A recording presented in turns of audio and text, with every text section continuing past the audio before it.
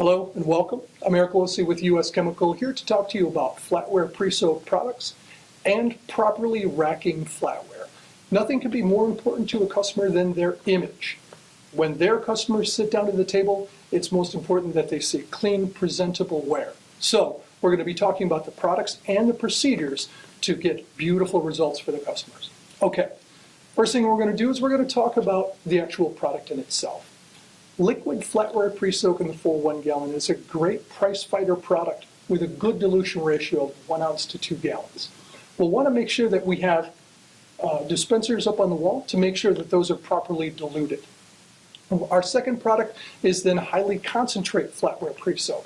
That's got a little bit better dilution ratio of 1 ounce to 5 gallons.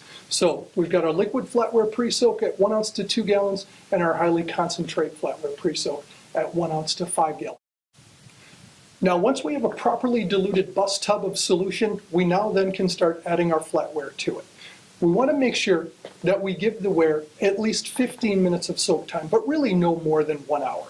So that's the amount of time that we want to make sure that we're giving that the ware in order to soak. And once we've accomplished that, we can then go ahead and transition the flatware from the bus tub over to the flat rack.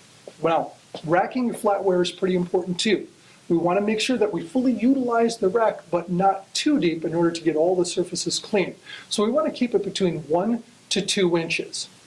Okay, once we've got it properly racked, the surfactant levels that are in a lot of the flatware Presoaks actually start to foam up when they get into the dish machine, and that's not good, and it can result in results issues. So we'll want to make sure that we properly rinse off any residual and excess food soils that are still on the flatware before it actually enters the machine. So once we've actually finished spraying this off, we're ready to run the rack through the machine for the first time.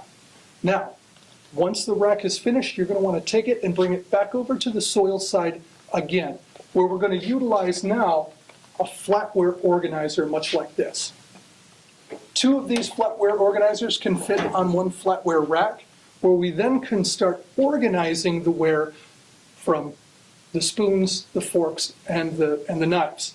We want to make sure that when we load these, we put the eating portion and the handle up, but the eating portion down. That way, as we pass this ware through the dish machine the second time, and it's perfectly sanitized, the next time someone touches it, they're not touching the eating end first and they grab the handle. So that's the way we're going to properly load the ware. Again, we're going to organize it between forks, knives, and spoons, all properly organized, and then go ahead and run it through the machine. Be prepared for the drying and, of course, out to food storage. So that's it. Thank you very much, and look forward to seeing you at the next video.